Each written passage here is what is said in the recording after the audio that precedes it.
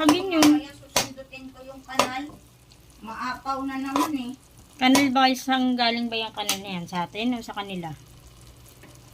Hindi ko alam kung sa atin o sa kanila eh. Magkasama dyan eh. Hindi naman susundutin yun. Hindi naman yan o yung mabaho na lumalabas sa harapan natin. O ano gagawin ko dyan? Alangan ang babayaan ko yan dyan. Nasa harapan natin. Kaya ako na nagsusundot.